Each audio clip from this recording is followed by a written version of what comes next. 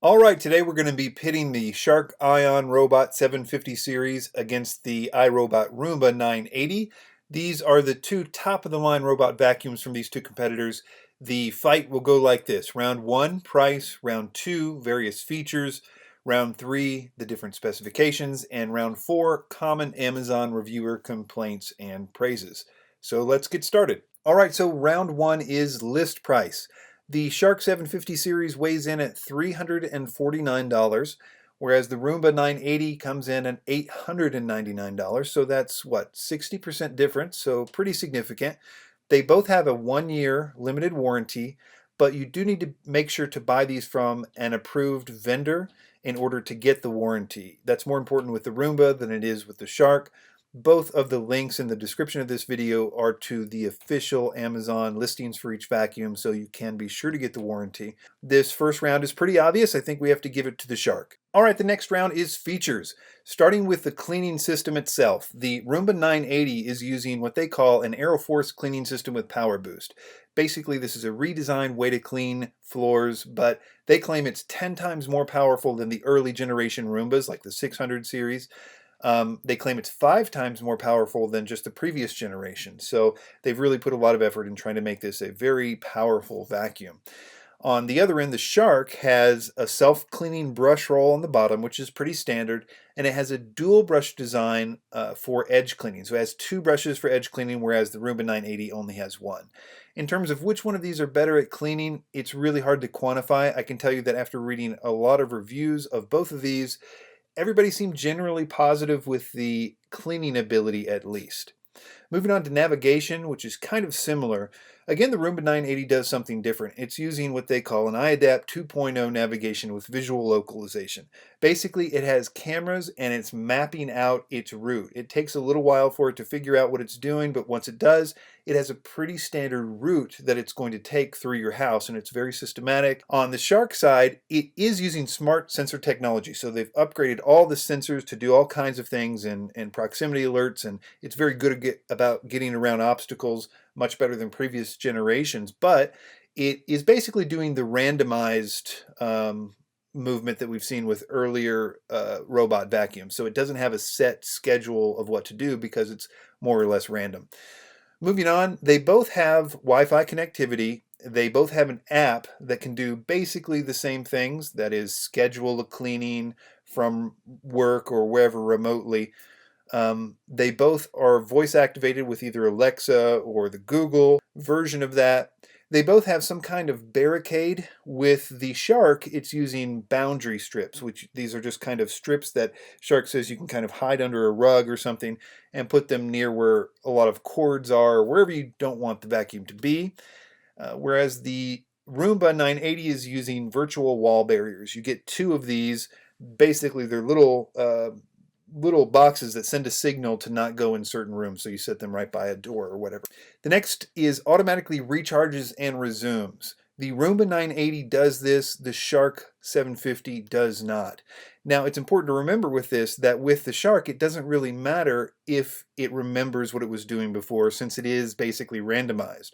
With the Roomba 980, it's absolutely imperative that it remembers and gets back to the charger, because it's got a schedule to meet. Basically, it's got to hit the other end of the house on its schedule, so it absolutely needs to remember what it had been doing.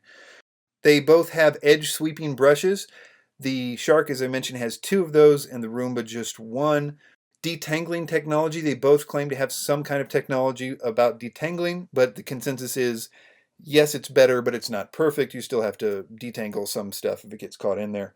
They both have some kind of cliff detection, so they're not going to jump off your stairs. And they both have a dirt spotting mechanism, so they claim to be able to spot where particularly messy parts are. And that does it for features. So I think you got to give this round to the Roomba 980. It just has a lot of really interesting features that are not seen in any other generation. All right, the next round is specifications. Starting with weight, the Shark is lighter at 5.51 pounds than the Roomba, which weighs in at 8.7 pounds. Next, cleaning time or battery life. The Shark on its website claims over an hour of battery life, and the reviews seem to bear that out, about that much. The Roomba 980 has 120 minutes of battery life, and that seems to be pretty true in the reviews as well, although I will say that it does go down if there is a lot of carpet, since it switches to carpet mode, which uses a lot more power. The height or profile, this is how tall it is, so this means how, what can it get under in your house. The Shark is an inch shorter at 2.6 inches than the Roomba, which is 3.6 inches tall. The next is bin size. With the Roomba 980, it is 0.6 liters, so about what you'd expect from a Roomba. The reviews typically called that small. If people were going to mention the size of the bin, they would be mentioning that it was small. The bin size on the Shark, I didn't find a published number for that, but the reviews, if they mention it, they mention that it is large. Finally, the filter. The Shark uses a HEPA filter. It can filter 0.3 microns or 99.7%, which is a little better than the Roomba, which can filter 99% or 10 microns. So the Shark has just a little bit of a better filter. So with this round, I think you have to give it to the Shark. Although it doesn't have as much battery life, it is lighter, smaller, has a bigger bin, and a better filter. All right, the final round is consumer reviews. Now, basically what I did is read a ton of reviews and jotted down anything that was repeated enough times for it probably to be an issue, whether that be good or bad. Starting with the Shark, the good things people had to say about it was that the receptacle bin is large and easy to empty, that it's a great vacuum for the price. A lot of people talking about the value. They mentioned that it was very quiet, that it was a lot quieter than other vacuums or robot vacuums that people had used, and finally that it was a great cleaning vacuum overall.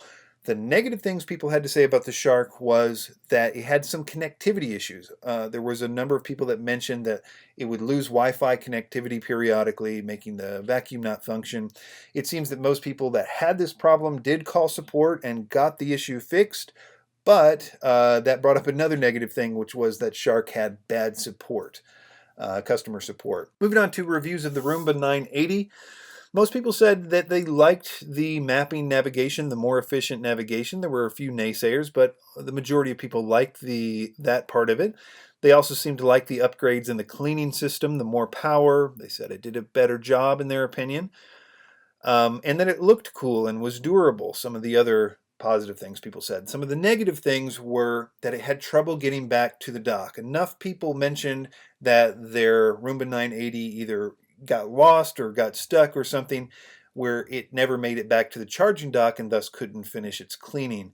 So a lot of people did mention that, but I should say, I mean, they were ultimately the minority of people, but enough people did mention it. Also that it was very loud, especially on carpet. People said it was as loud as an upright vacuum, definitely louder than previous versions. Also, it has optical problems with black. That is, because of the sensors seeing black and thinking it's a cliff or the bottom of the stairs or something, so it won't vacuum black rugs or close to black rugs or carpet. It also has some trouble with dark rooms. Most people say they leave the lights on for the Roomba, but I did read some reviews where people said that it eventually learned that that particular dark room was okay to vacuum. All right, I think this final round goes to Shark, but just by a nose. It does have an overall higher score on Amazon of 4.3 out of 5 instead of 4.2, and it does have just a few less negative issues that were mentioned consistently in the reviews. But really, in comparing these vacuums, although the Shark won this bout, there really are apples and oranges. The Roomba 980 is a fantastic vacuum with some state-of-the-art technology. The navigation system and the new cleaning power boost is a much more powerful vacuum. So I will put links in the description to the official Amazon listings for both of these, so you can be sure to get the warranty. And it is the cheapest price. It's either at or lower than the price, generally speaking, of the website. Thanks for watching. Good night.